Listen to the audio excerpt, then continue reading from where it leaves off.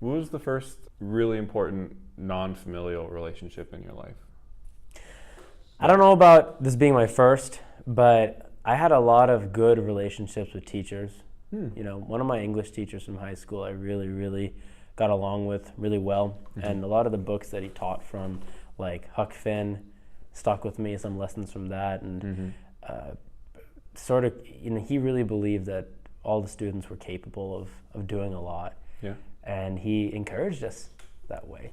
You did. And in that way, I still keep in touch with this guy to this day. Yeah. And that was definitely important for me, and it was, and it still is. And when a teacher really shows that they care, it really shows. Like, I had another teacher in high school who said that he cared about us and told us that he loved us and all that, but we didn't really quite believe him because it's just the way what we felt when we were going through class. And it's not because he was so strict, although he was strict. And it's not that, the kids hated the strict teacher because he was, being mean to get the best out of them. He was just mean. Interesting. So, and we could feel that. And I don't think anyone really talks with this guy nowadays. Not that that's a criteria, but when you can really just tell when someone cares. That's really what it boils down to. And any kid needs that from any person, kids especially, because you're a kid, you get born into this world and you don't know what's what. You don't know if you can follow your dreams or not. You don't know what you can be. In America, they have this saying that you can be anything. And in a lot of ways it's true, and in a lot of ways it's not. But I think people need to be aware that, kids especially, that they can do a lot. And it starts with parents and family, but also teachers. Yeah. So I think when teachers really show that they care. It's about belief. Yeah. Well, it's about belief. It's also about the teacher really caring. Yeah, and really caring. in like the example you gave, you can say you care all you want, but if your actions and attitudes don't reflect that, then it's going to come off as disingenuous. Right, and it comes from extra time you spend with the kids. It comes from being there for them when they need you. That's what it really is. I mean, and it's not really criteria. You need to spend extra time or pretend it's that like you an care. X factor or something. It's just, do you care or not? Yeah. That's really what it boils down to. And if you care, that means that when the kid is gonna, get angry or whatever, you're more patient than you would be otherwise. When the kid shows that they're struggling, instead of just slapping an F on them, you say, okay, this is F work. How are we gonna get you better? Okay, I know you're better than this.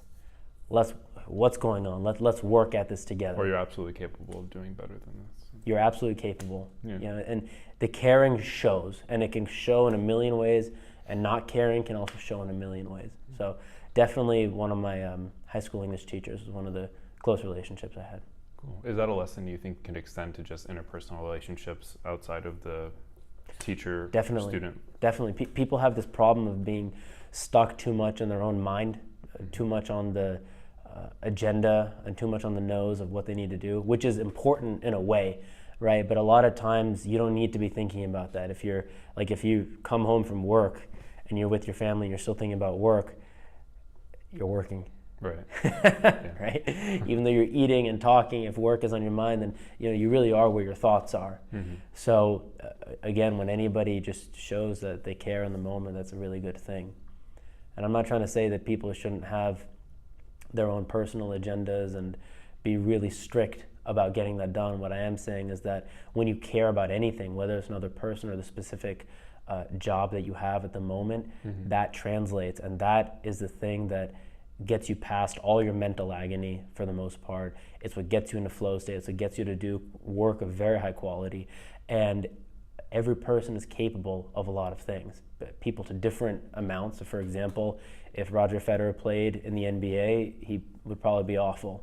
And if LeBron James tried to play Wimbledon, he'd probably be awful, right? So the skills are very different.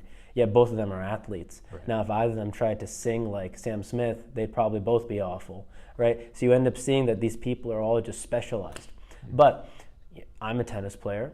I've played basketball, so I'm a basketball player. I sing, so I'm a singer, right? I cook food, so I'm a cook. Everyone has all the same sort of skills, or a lot of the same ones, and it's just a matter of what are you best at? Degree to which. And there are certain people who are more skilled than others. I'll never be as good as Federer, right? And vice versa for all those other people and all those other things. But when you really know what you are, which comes from teachers when you're young, which comes from your upbringing, which comes from your own belief in yourself, you can do so much. And I think when people know that, that changes the whole story of someone's life. And it makes them know that they're totally capable, no matter where they are, what type of hole they're in at this moment, that they can rise themselves out of it. Right. Be it financial, be it personal, be it health-wise, whatever it is, things can change completely when the mental change comes. When you go from all this stuff is happening to me and I don't like it, when you change it from that to I'm going to make this better. And that is very much summed up in a couple lines from the song by the Beatles, Hey Jude. Take a sad song and make it better. Yeah. It's teachers, it's parents, it's friends, it's every member of the community. And if you look at any city, state, country, or world, it's made up of people and things, you know, and the more better off the people are, the better everyone is. Yeah. You know, I mean, I was born in 1992 in New Jersey, and it was a beautiful area that I was born in, and that's because there are people who, for a long time before me, were taking care of that area. You know, working hard and you know, making it clean and stuff. Had they not done that, I wouldn't have been, you know, I would have been born in an area that wasn't as nice. Right. And my whole life would be different, you see? So it's every member of the society's contributions to the society.